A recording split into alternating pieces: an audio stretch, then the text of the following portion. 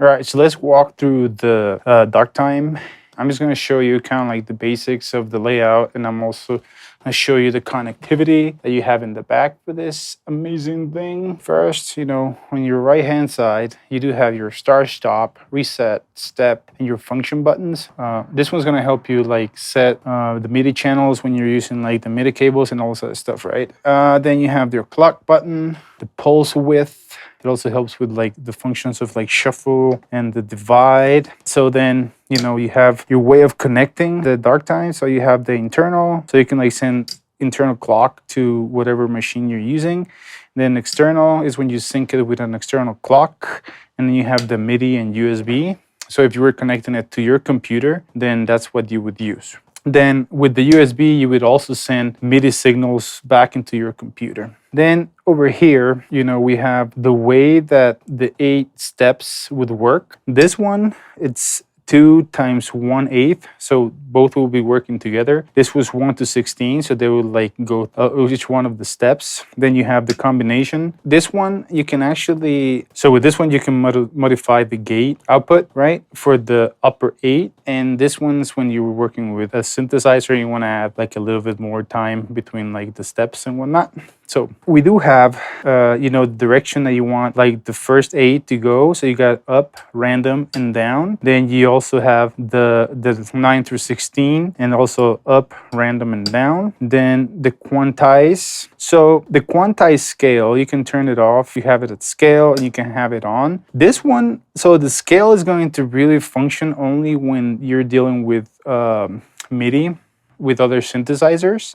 If you're dealing with a modular system, it's not going to add scales to it. It's just going to be a pulse. And then in the range, you have, you know, 1 volt, which would be 1 octave. Then 2 volts or 2B is going to be like 2 octaves, and then, you know, you multiply that by 5 octaves. So it's going to be 5 octaves. You have the transpose. 1 plus, 0, 1 down. That's the octaves. So yeah. And then for each of the steps in the sequencer, you have the skip, you have the on, you have the off, stop, jump, and continue. But look, there's a little ant right here. So the interesting thing about each of the modes, right? You have for each of the steps, you have the on button. This is going to allow for this to like send signal. So you have the skip, so it's going to skip this and then go to the next one. And you have the off, which is going to be shut off. So when you have it off, you're not going to send any signal. And then with this one, right, this one kind of like controls the mode of each of the steps.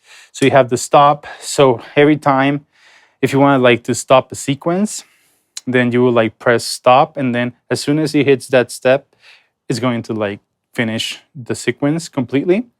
Then you have the jump, so it could jump, you know, between the steps, right, without affecting the flow of the actual step sequencer. And continue is just going to go through the entire flow of the step sequencer. Okay, so now let me show you how you would connect this, right? Okay, so we have the stop start out, stop start in. So this is when you're working with modular systems. The same with the reset out and reset in. This is going to affect depending on like the workflow that you have. Then you have the clock in, clock out. So you're going to be able to like send the clock from this machine towards your modular synthesizer and then get it going. And I'm going to show you how you can do that. And then, you know, you do have your gate out for 1 and 2. So you can actually like separate the steps, the rows. So you can control, you know, a module with 1 through 8, and then you can control another module from 9 to 16. That's why it has gate out 1 and 2, CV 1 and 2, and then CV in 1 and 2, right? So you can actually program, you know, what do you want to affect in this machine once you're saying, let's say like an LFO is going to be affecting the workflow of the Dark Time. All right, so then we do have the MIDI in, MIDI out, and then the USB, and then how you plug it in, right? Pretty simple, pretty straightforward. So now what I'm going to do next is I'm actually going to set up this machine to work with my Sub 37, and then we'll set it up to work with a modular so we can show all the different like inputs and outputs. Okay. So as you guys can tell, this Dark Time is kind of small. It's kind of fun. You know, if you compare it to the Sub 37, I mean, it looks tiny. This thing is just massive. Let me show you guys. So we're gonna connect it via MIDI, and then we can get this all going. All right, so we connected it via MIDI. This is going to sequence the sub 37. It's a nice sound. All right, so right now I'm gonna set everything to continue. I'm gonna turn them all off so you guys can see when they're getting affected by this thing. So right now we're gonna go with the clock to be internal. Nothing's happening because they're all turned off. You can only see, you know, like the lights moving and everything, and that's cool. So if we want them all to start at the same time, you just hit reset. Reset. Let's do this. All right.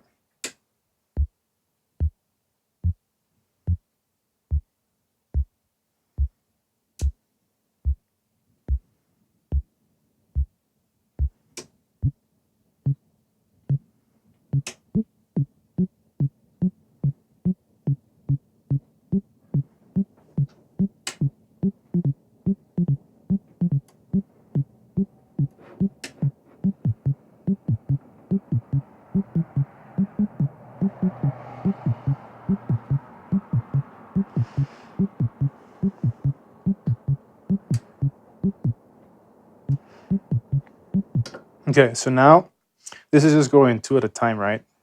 2 times 8. Okay, so now let's turn this one on. So the cool thing is that, so what you could do actually is, you know, modify the bottom part to be kind of like your baseline. And let's see, so something to like answers to like the different notes that you have going on here.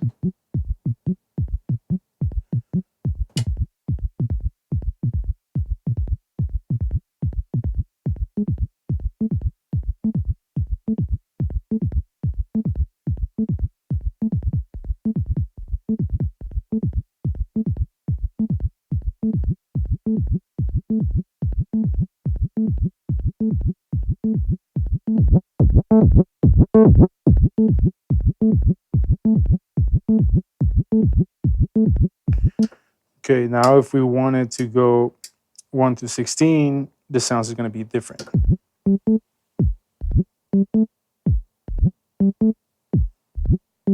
So different patterns, and then with this one, so you can see, you know, the gate is, this is affecting the gate, right?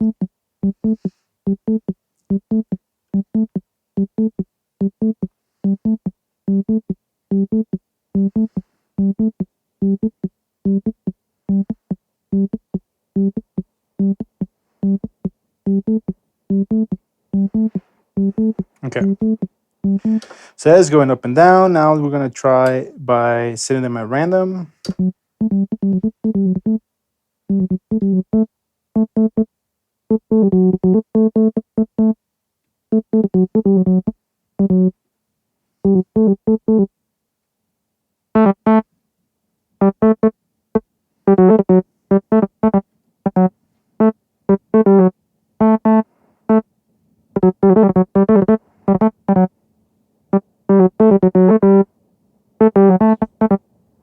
Okay, now let's go up, and then we're going to put the first ones down.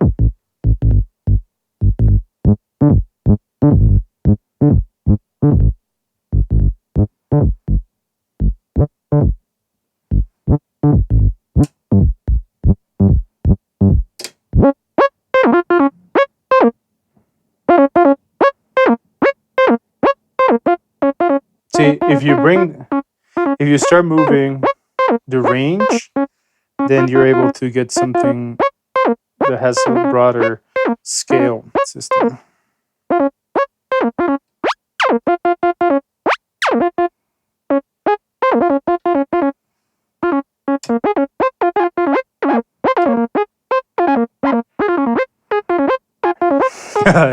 Okay, so this is how you connect the Dark Time to like a synthesizer. But let's say that, okay, so I have multiple synthesizers and I have them in different channels, right? So over here with MIDI, I'm just gonna change this one to 5. So now if I press play, nothing's going to happen, right? Because this one's not set up for like the right channel. So how you change that is one, press function, start, and then you move the clock. So like right now it's all the way up to 16.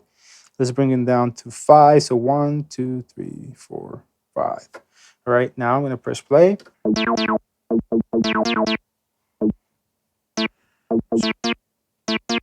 So that is how you change the MIDI channel in the Dark Time. So now I'm going to switch to a modular system so I can like show you the other connections back here.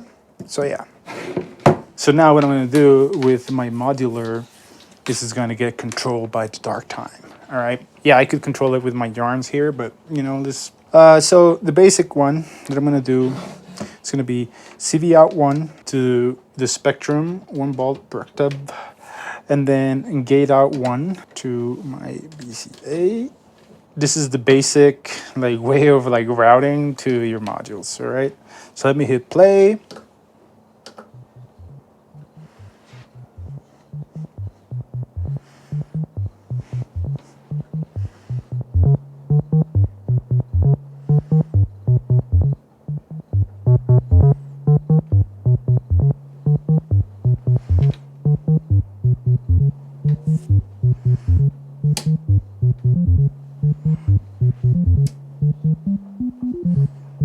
Okay.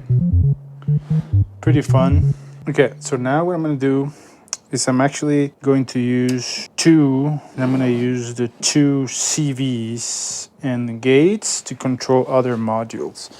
So I'm going to route this one to the Atlantis, gate 2 to the gate out of the Atlantis to input 2. Okay. And now you're only going to be here in the Spectrum.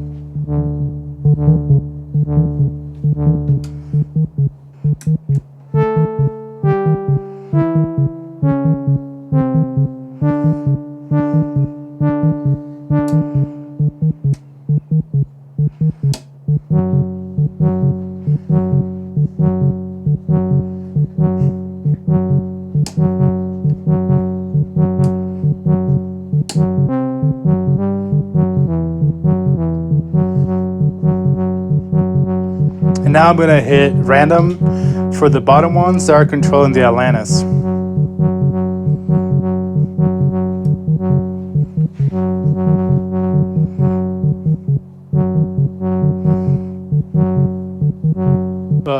So that's how you control two patterns or 2 modules or 2 sequences to your modular rig. And now let me unplug the Atlantis because you guys got to hear that. And I'm also going to unplug the cables that are going directly to the Spectrum and the BCA. And now I am actually going to use clock to route the signal. And this is not really going to affect, you know, like the Doepfer like step sequencer. This is just going to send clock to our modular. So we're going to put this one as slave, right? And then you're going to see how this is all going to change. This is another sequencer, right? So technically you could be controlling like 2 modules with this sequencer, and then you could be controlling other modules with this sequencer, which is kind of fun, right? So you can see how everything is moving around. Like no sound is getting affected right now. Okay, so what I'm going to do is I'm actually going to set this to random sequence. Is going to be moving from the sequence, and let's see what we get. This is just coming out from the Spectrum, right?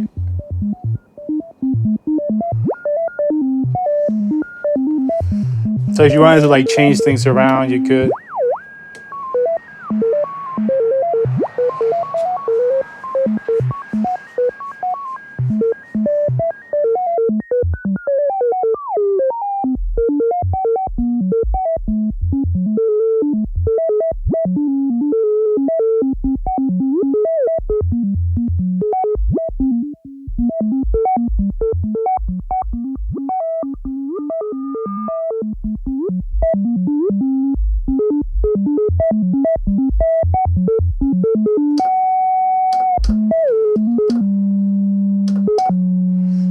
Okay, and that's using the voltage block, which is it's another sequencer.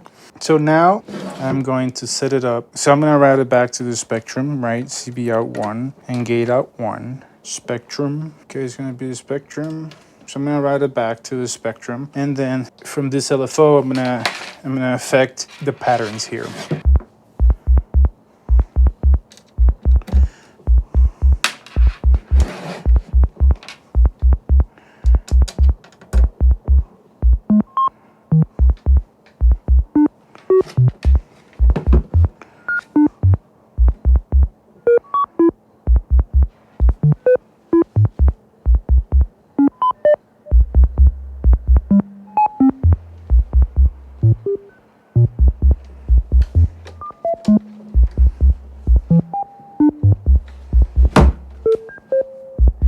So technically,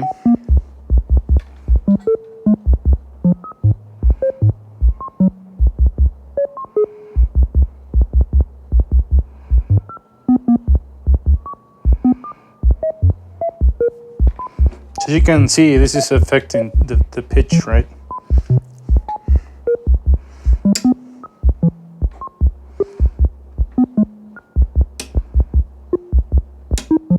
Yeah, so this is, you know, pretty much how you can connect the Doepfer Dark Time to any synthesizer. Yeah, I'm not gonna go over the like computer thing because, you know, it's the same thing as the MIDI one, except that you plug in the cable. So yeah, I'm not going to need to. So yeah, all right, guys, see ya. Thanks.